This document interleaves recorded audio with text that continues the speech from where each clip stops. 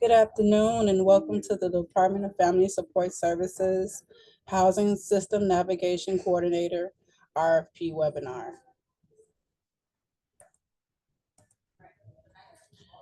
Just a few housekeeping rules. Due to the volume of participants, everyone has been placed on mute. Please submit questions via the questions box and we will respond to questions at the midpoint and end of the presentation. Please make use of the questions box to notify us of any technical issues. Please be advised that this webinar is being recorded and anything stated at this webinar is not intended to change the solicitation document. Any changes will be in writing in the form of an amendment issued by the Department of Family and Support Services. And the purpose of this webinar is to provide information for the solicitation. A copy of the recording will be posted on the DFSS YouTube channel with a link to the recording. And we will try to upload the PDF of the PowerPoint slides on the DFSS webpage. Please give it up to 5 business days to upload. DFSS retains the right to share a list of registrants to this webinar along with their contact and organizational information at our discretion. My name is Jillian Black. I am the Procurement Proposal Coordinator, and I will pass it over to our homeless team to introduce themselves. Afternoon, everyone. My name is Cameron Kinch. I am a project manager with Department of Family Support Services, part of the Homeless Service Division, and I will pass it to my colleague, Kim. Hi, everyone. I'm Kim Howard. I'm a director with the Homeless Services Division here at DFSS.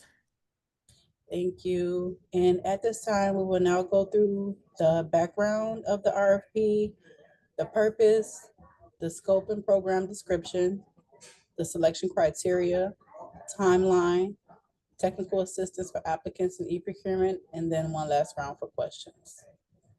And with that being said, I will pass it back over to Cameron. Thanks, Jillian. And thanks again, everyone, for joining today. We appreciate your interest in this request for funding proposal and look forward to reading through your applications for this. So to just dive on in, DFSS, we're seeking to fund one housing system navigation coordinator who will lead housing system navigators in helping households experiencing homelessness quickly and successfully move into housing. The coordinator will ensure the provision of services to households matched to housing through the coordinated entry system with the purpose of ensuring households with significant barriers stay connected to services through the process of obtaining and moving into housing. DFSS is seeking to fund one delegate to both oversee the strategic role of the housing system navigation and staff a mobile team of housing navigators to work with clients. Next slide. Yeah. So some of the impetus behind this RFP and a bit of the background. DFSS currently funds one housing system navigator who coordinates system-wide navigation and services for various agencies and staffs housing navigators, and including those that specialize for youth ages 18 to 24. This past 2 years, the city of several city departments, as well as the COC and community partners, started working with the Harvard Kennedy School for Government Performance. The goal of this initiative was to evaluate an issue we had started to see in terms of permanent supportive housing vacancy rates within the city. And so the Harvard Kennedy School was working with us to identify why these permanent supportive housing vacancy rates were occurring and why it was difficult or there were challenges in engaging households into those units. And two of the things that they identified from this valuation, and as you can see on this slide, a link is provided below to this report, was that one, that households lack the necessary documents required for securing household quickly. And by what we mean by documents are things like state ID, social security cards, proof of income. Some of these permanent supportive housing programs required certain levels of income, or at least documentation of zero income, things like homeless status, lots of different documentation. And so lack of documentation was one reason. The other reason was that when a coordinated entry referral was made, it was often unsuccessful due to households being unable to be contacted or located. So, a referral would come through that said that this person has a PSH unit available or permanent supportive housing unit available, and it just may have been, a few months since someone had seen that individual. Obviously, we know the risks that come with individuals experiencing homelessness, including the transient nature that, especially for unsheltered folks. And this was leading to people not being able to be engaged in those housing units because of both the lack of documentation and often unable to be found. So to address these challenges, a pilot program was initiated using housing system navigators to target and proactively engage eligible households in coordination with the coordinated entry system. And we actually saw some really good success with this out of this pilot. 310 clients that were in total were engaged by a housing navigator. 71% resulted in a successful housing placement, and 30% of households saw a reduction in the time it takes to obtain housing.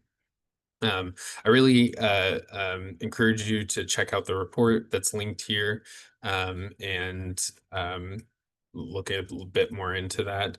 But yeah, seeing the success of this pilot is a lot of the impetus of trying to expand housing system navigation beyond just to that pilot to the permanent supportive housing, but to the entire homeless system in Chicago. So we can go on to the next slide.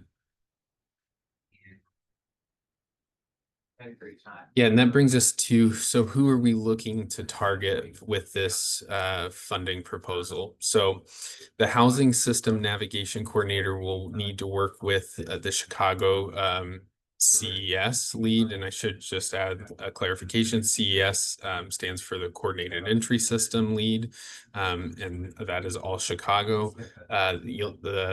The coordinator will need to work with them to create a priority list and a pool of households to be served with housing navigation services. So two things important to take away here is one, obviously, we're looking to target individuals who in households that are experiencing literal homelessness. And we're also looking for individuals that are have had a CES assessment or a part of coordinated entry. Just to give some historical context, eligible households for housing system navigation have often faced significant health, social, and economic barriers that have prevented them from being able to secure housing, referral, or placement in the past on their own without some additional support. This is not exclusively the case, but respondents to this RFP should outline in detail in their application how they will engage things like sheltered and unsheltered households, as well as various subpopulations. So individuals with physical health barriers or mental health or behavioral health, justice involved, migrants, low to extremely low income individuals. Really, again, if housing navigation is really targeting those individuals that need that additional assistance to help overcome some of their own barriers or barriers just that they're facing in obtaining housing. So please keep that in mind during your proposals. Next slide, Jillian. So what are the program requirements of this RFP? So we're asking that the applicants must offer services tailored to individual needs with a focus on housing stability. Core component of housing system navigation is client choice. Program staff must respect a household's ability to self-determine and participate in services voluntary. Engagement should employ the principles of harm reduction and progressive engagement with the goal of housing first. Services must be trauma-informed, guide a person-centered and strength-based approach. The coordinator should agree to administrate supportive services regardless of gender, legal history, ability, disability, age, sexuality, race, ethnicity, religion, housing status, or any other protected class. Maintain the highest levels of client confidentiality and consent. The scope of this RFP necessitates a substantial amount of coordination and information sharing amongst various providers. So applicants should ensure that participants are informed of how their information is being used and provide consent for sharing. I think we can jump to the next slide. So what are some of the things that you, if you apply and are awarded this, what are some of the things you'll be doing? So the housing navigator will be serving as a strategy lead and a coordinator for housing system navigation. They will support coordinated entry system strategies and prioritization. They'll meet regularly with coordinated entry system staff and case conference participants with housing providers. They'll enroll households or rematch households within 2 weeks from the day that they receive a referral. Maintain HMIS records, and again, HMIS Homeless Management Information System. Train staff in the best practice and methods for engaging households. Staff, the other part of this is obviously staffing housing system navigators who will provide the following services. So they need to meet with households where they are, understand housing providers' enrollment requirements, and help households create a housing plan. Obviously, we want to make sure these individuals can get housed, so knowing where we're sending them is very important. Assist with collecting documentation and liaison on behalf of participants with various local, state, and federal departments. Provide transportation options for households when this presents a barrier to activities such as obtaining documentation, viewing a unit, meeting with a housing provider, a lease signing, among other things. Act as a liaison between housing providers and participants. Identify potential barriers, health concerns, income, legal that may impact a participant's housing stabilization, and provide referral / linkages as needed. Next slide, please. All right.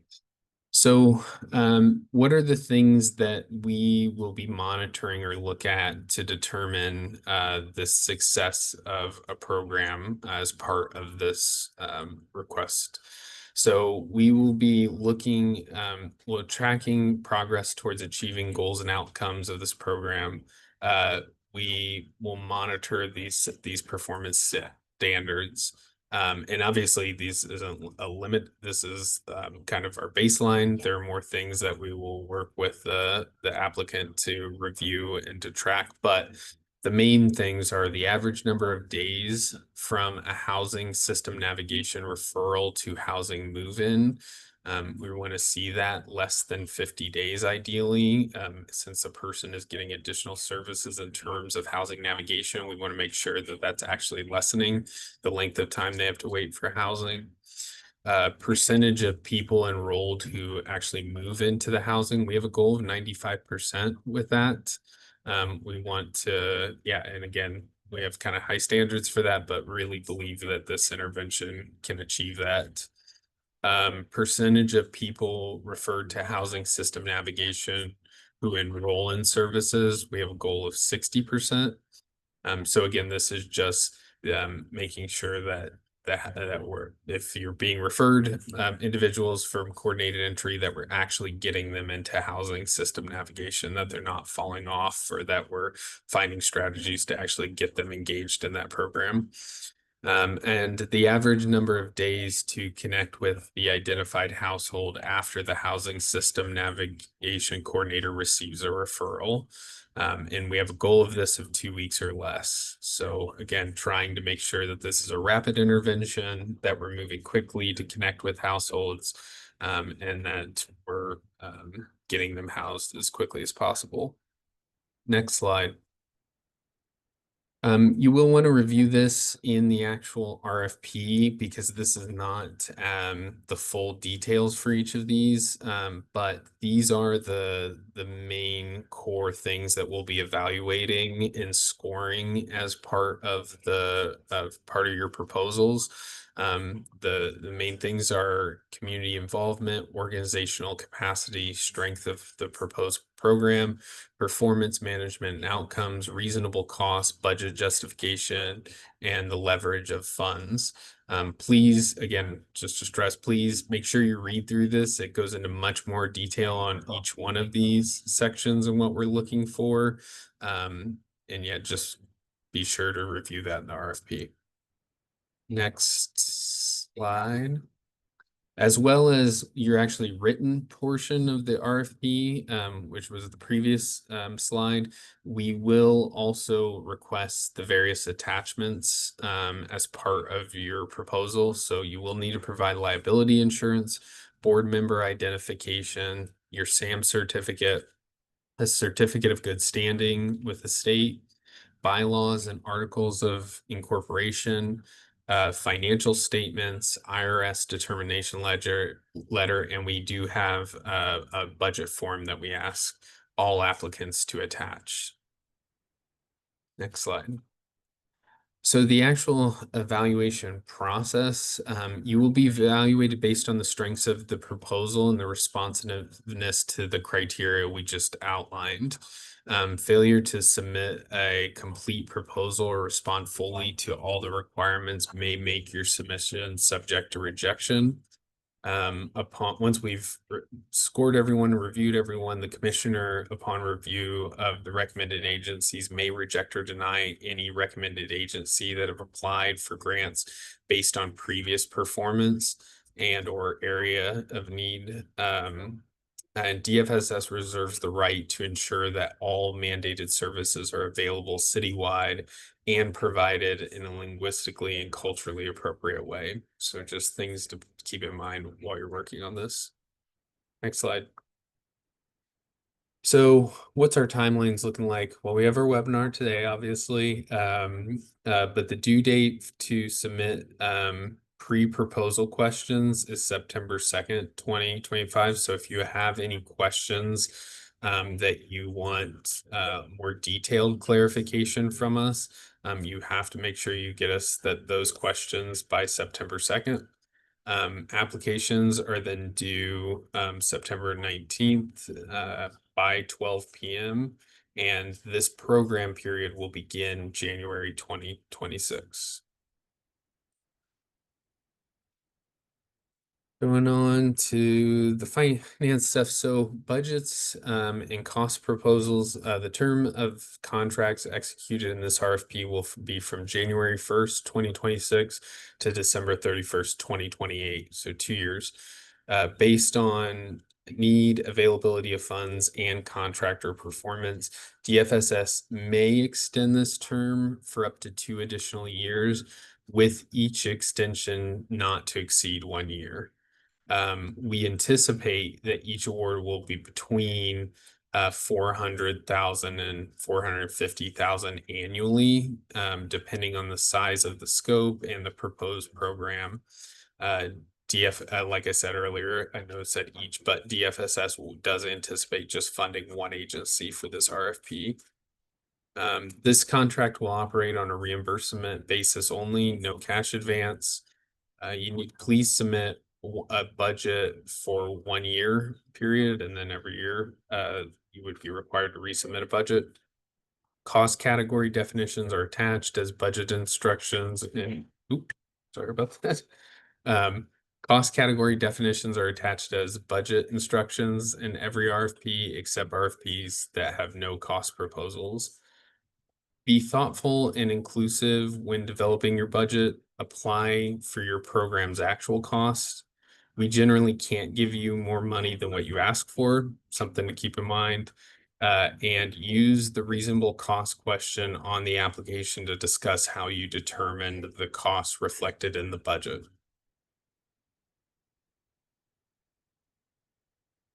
Okay. So just a few things to highlight: budgets, and cost proposals, and some errors that we've seen throughout the years that we want to make sure that you're not making. Common mistakes we see: fringes. Be sure you check your calculations when if you're listing supplies on your budgets. These are frequently under or over budgeted for, so just be mindful if you're listing those. Regarding direct client assistance, if that's something you're including in your budget, if it's appropriate with the RFP and allowable costs, don't forget to include it. Make sure your job description titles and your job description uploads have the same titles. Also put a brief description of the job in the budget document itself if you have not discussed it specifically in your application. Put your budget in the appropriate column and show your match. And I believe that will be it for me. Oh yeah, the biggest, most important thing is just a reminder: applications are due on September 19th by noon. So just make sure you highlight that and mark it down and set reminders for yourself. And with that, I will turn it back over to Jillian. Thank you, Cameron. At this time, we're gonna pause a second for questions. If anyone has any questions, if you don't have any questions at this time, we will pause again towards the end of the presentation. And of course, the question deadline is September 2nd at 5 p.m. So it looks like there's no questions at this time, so I will move forward with application tips. And our most important application tip is to start your application as early as you can and to save it as often as you can while you're working on it. If you have never done business with the City of Chicago, please register into iSupplier as soon as possible. Review the RFP narrative and application questions closely. Remember that they align with the scope and selection criteria. Please use the information in the RFP for guidance in formulating your answers. There is a 4,000 character limit in iSupplier, which includes punctuation and spaces. Each response is allotted 4,000 characters. Please try not to use the back button on your browser. You could potentially lose your work. And again, we can't stress it enough to start your application as soon as you can and save it as often as possible. Just some tips for working in e-procurement. To submit multiple applications for a single RFP, applicants will need to set up a unique user account in iSupplier. The procurement system is not capable of submitting more than one distinct proposal per associated email address. Therefore, you must use a separate email address for each submission. You can submit your application and later amend it up until the due date of September 19th at 12 noon. Avoid the rush and possible mishaps by submitting early. Plan on your submission taking approximately 30 to 60 minutes. Please be advised that late applications cannot be accepted and can only be accepted via iSupplier. We cannot accept any documents via email. Please make use of the e-procurement hotline for assistance at 312-744-4357. Please note that this hotline operates during business hours only, which is Monday through Friday, 9 a.m. to 5 p.m. And again, we can't stress it enough to save your application while you're working on it often and to submit it early as possible.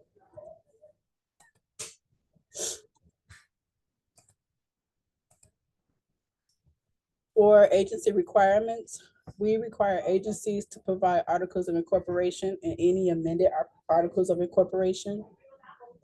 We also require agencies to submit an IRS affirmation letter, which is for not-for-profit agencies only. This letter must be dated within 60 days of your submission. You can obtain this letter by calling the IRS directly at 1-877-829-5500. If you are a for-profit agency, please submit your original letter from the IRS showing your FEIN number. Your UEI number is required, as well as the central contractor registration, which can be obtained from the entity overview page on the sam.gov website. And lastly, the certificate of good standing letter with the state of Illinois is required.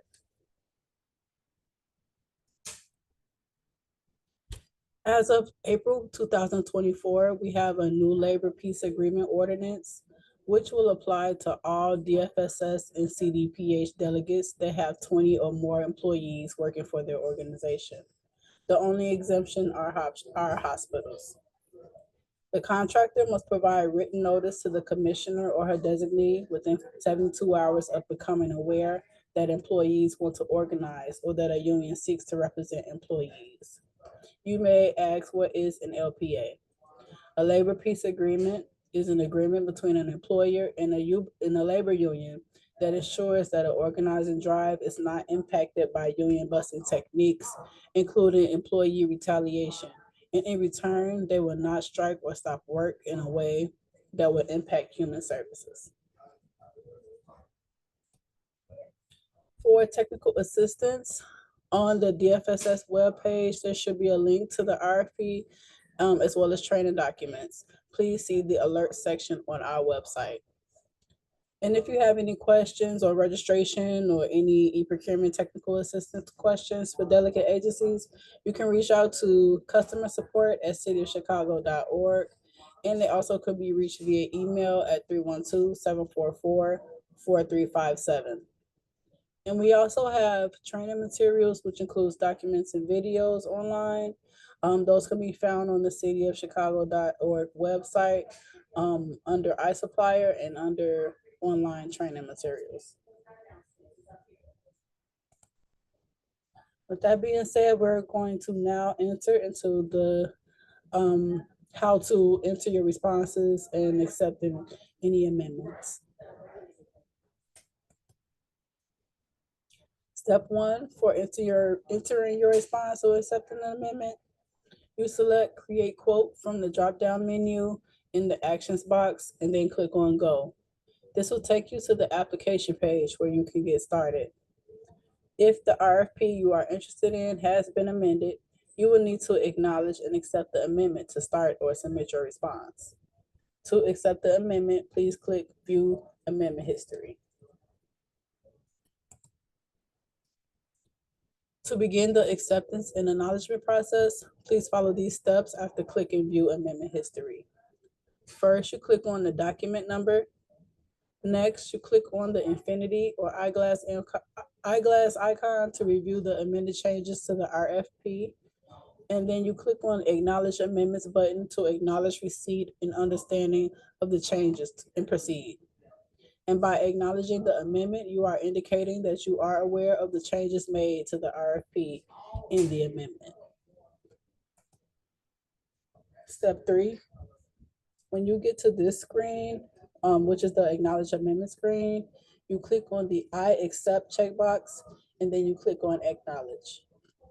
Then you click on Yes to indicate that you confirm your acknowledgement of the amendment. Lastly, you click on the checkbox that you accept the terms and conditions, and then you click on Accept to accept the terms and conditions. And that is the final step in acknowledging and accepting the amendment. Once you accept the amendment, you can move forward with submitting your response.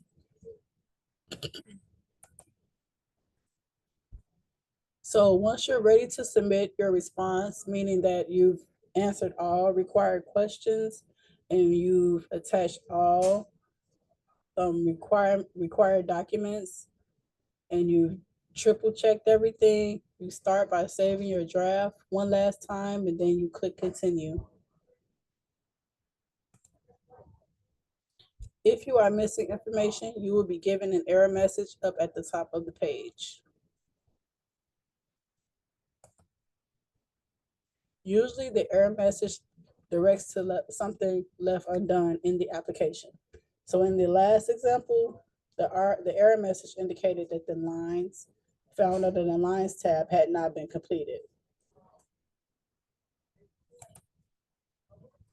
In this example, the error is about an unanswered question in the application or requirement section.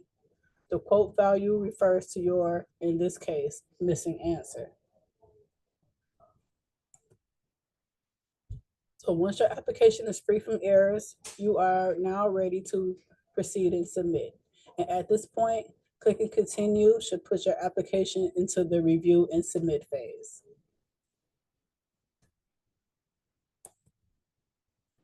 Once you get to this screen, this is like the summary screen, and this is also your last chance to review all of your data and to confirm that everything is accurate. So please use that opportunity to check your attachments, and then you can scroll down to the bottom of the screen to see all of your responses. And at the very bottom of the screen, you'll be asked to provide an electronic signature. Please be sure to fill in that signature before checking the box. And once you've clicked that box and put your signature in, you're now ready to click submit. Once you have submitted your application, you should receive a submission confirmation screen similar to the one on the screen here. And the e-procurement system will also send a confirmation email within 24 hours of your submission. However, if you have not received that confirmation email within 24 hours, or you just want to make sure that you've successfully submitted your application, you can call or email me if you desire that confirmation prior to receiving that email. At this time, we're going to pause for questions, and I do see that we have one. Says, are the new agency requirements only for agencies that do not have current contracts with DFSS? This is required. All of those agency requirements are for all delegate agencies. That's for everyone.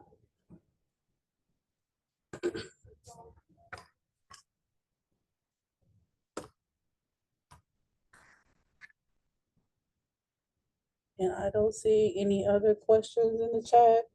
We do still have time to ask questions. Those questions can be sent to Cameron. His information is on the screen.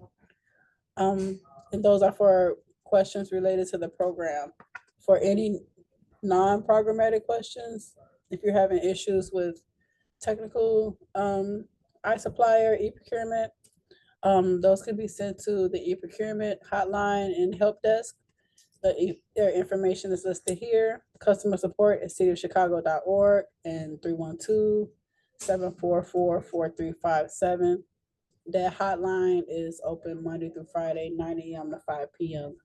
And you can also send your questions to me regarding the e-procurement hotline, and I can assist if possible. My name is Jillian Black, and I can be reached at jillian.black@cityofchicago.org. And again, the question due date is Tuesday, September 2nd at 5 p.m. And before we close out, does the homeless division have anything to add? Sorry, I was trying to come off mute. No, just again, thank you everyone who's joined today and your interest in this. Again, we DFSS know that that we couldn't do this work of trying to end homelessness in our communities without you all. So we greatly appreciate the time and energy you put into initiatives like this and applying. So look forward to reading everyone's applications. Thank you. And thank you all for attending our webinar. And good luck on your responses and enjoy the rest of your day. Thank you.